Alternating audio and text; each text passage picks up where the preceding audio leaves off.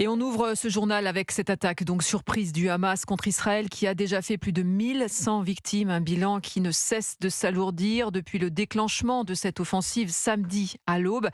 Ce matin, l'armée israélienne revendique le contrôle total des localités du sud du pays. Ariane Ménage, vous êtes la correspondante Europe 1 en Israël, vous êtes actuellement à Ashkelon, à 15 km de la bande de Gaza.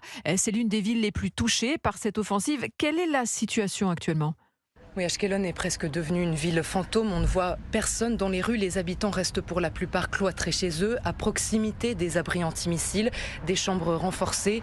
Il y a en revanche de très nombreuses patrouilles de l'armée israélienne qui circulent dans les rues de cette ville, dans la région alentour. On peut aussi apercevoir d'ici les salves de roquettes régulières tirées depuis la bande de Gaza vers le territoire israélien. Cette ville d'Ashkelon est d'ailleurs particulièrement ciblée.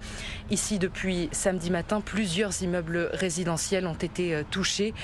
Et puis on a pu entendre à nouveau les sirènes d'alerte à la roquette retentir à plusieurs reprises ce matin. On peut aussi entendre d'ici les frappes menées actuellement par l'armée israélienne sur la bande de Gaza. Selon elle, plus de 1000 cibles du Hamas et du djihad islamique ont été frappées. Ariane Ménage, correspondante Europe 1 en Israël. Alors, après la sidération face à cette offensive terroriste du mouvement islamiste qui contrôle Gaza, la riposte de Tsahal s'organise. On va faire le point sur la situation avec vous, Sébastien Lebelzik. L'armée israélienne a annoncé le blocus de Gaza. Qu'est-ce qui peut se passer maintenant ? Écoutez, oui, c'est un siège de Gaza avant une possible opération terrestre dans les territoires palestiniens.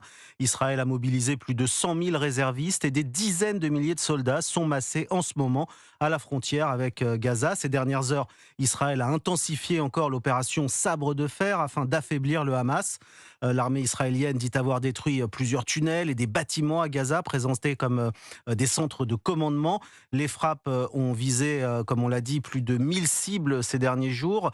C'est ce qu'annonce l'état-major israélien. Et 123 000 Gazaouis ont dû évacuer leurs habitations selon un décompte de l'ONU. Certains ont trouvé refuge dans des écoles transformées en abris.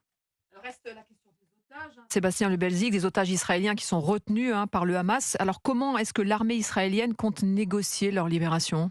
Écoutez, oui, c'est vrai, le Hamas qui détient plus d'une centaine d'otages, et pas seulement des Israéliens d'ailleurs, il y a des étrangers parmi eux, des Américains et des Allemands, des otages qui servent de boucliers humains, mais aussi de monnaie d'échange. Effectivement, le Hamas veut les échanger contre des prisonniers palestiniens qui seraient plusieurs milliers en Israël, et c'est pour les faire libérer que le Hamas recourt à cette politique de la prise d'otages. Le mouvement islamiste espère en quelque sorte rééditer le succès de juin 2011. À l'époque, l'État hébreu avait relâché 1027 détenus en échange d'un seul soldat franco-israélien, le sergent Shalit, détenu dans la bande de Gaza depuis 2006.